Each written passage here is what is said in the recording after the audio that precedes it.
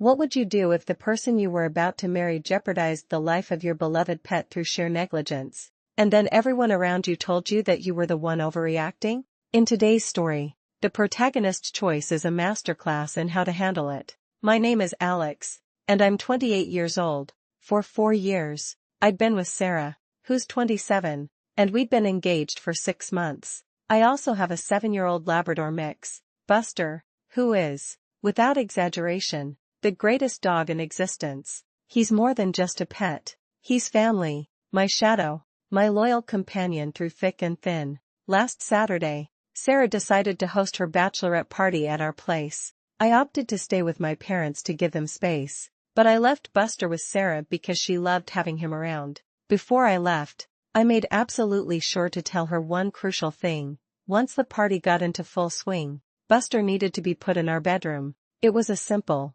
non-negotiable request, made for his safety and her peace of mind. Sunday morning, around 5 a.m., I was jolted awake by a frantic call from Sarah. Her voice was slurred, panicked, and barely coherent. Something was terribly wrong with Buster. She was clearly drunk, so I told her to get a taxi immediately and head to the emergency vet clinic. The drive there was agonizing. Every second felt like an hour, my heart pounding with a sickening dread. When I arrived, the scene was grim. Sarah looked utterly shattered, her face streaked with tears, unable to utter a single word. 2 of her friends were there, and they mercifully gave me the update. Buster was alive, but far from well. Relief washed over me, a fragile wave against a rising tide of anger and confusion. For a brief 10 minutes, while we waited for the doctor, I actually felt sorry for Sarah. But then, the vet delivered the bombshell. Buster had ingested large amounts of alcohol and chocolate edibles. The doctor explained the severity,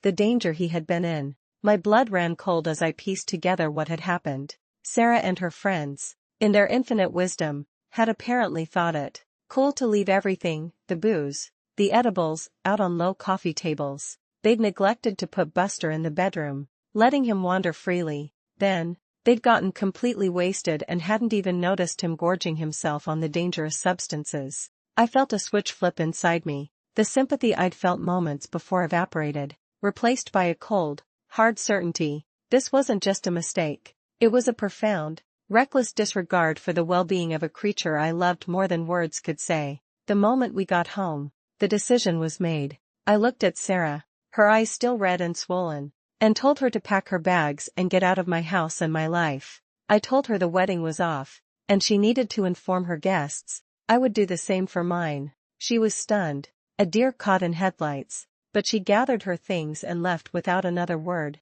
2 hours later, my phone exploded. Messages flooded in from Messenger, WhatsApp, her sisters, her brother, his wife, her mom, her friends, all bombarding me, calling me insane for ending a 4-year relationship over this. They started by defending her, but their tone quickly shifted to outright insults directed at me. I sought solace from my own circle, my friends and family, hoping for some understanding, some validation, but no. To my utter disbelief, they all agreed with Sarah's side. My own mother, the woman who raised me, said, well, it was a mistake. She didn't do it on purpose. Besides, the dog didn't die. Lucky me, right? My dog didn't fucking die. My sister was appalled, asking how I could cancel a wedding over that. Even my best man suggested I might have overreacted.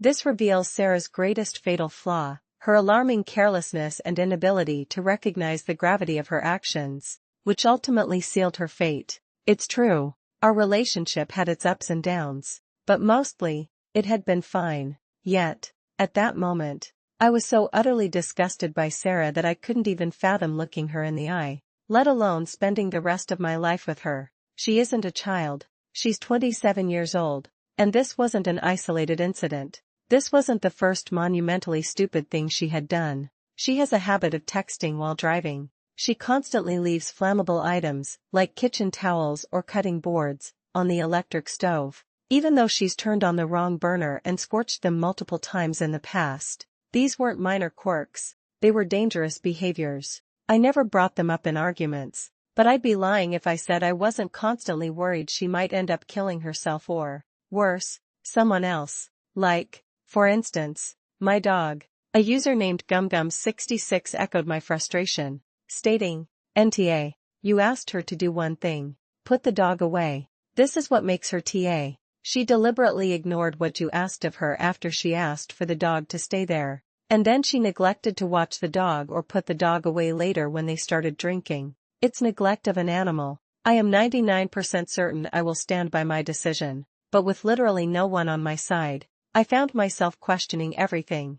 Was I truly the asshole?" Writing about this, however, something clicked inside me. It wasn't just about Buster. It was about Sarah's fundamental negligence and irresponsibility. The terrifying thought settled in my mind. I couldn't risk a future where our child might die in a car accident because she was texting, or because she forgot to buckle their seatbelt. I'd rather be called an asshole now than spend years of my life consumed by worry every time our child was left alone with her. If she had accidentally killed a person while texting and driving, I would have left her then too. I finally understood. I didn't want to spend my life with someone who had such blatant disregard for human, or animal, life. Another user, Uncle Ogre, supported my decision, writing, "NTA, that level of carelessness could lead to death. What would people say if she had done the same thing with a kid around? It's pretty obvious how you feel. Getting out now seems like a better option than having this fester until the divorce." The moral of this story is clear. A relationship built on a foundation of irresponsibility and a disregard for safety is destined to crumble,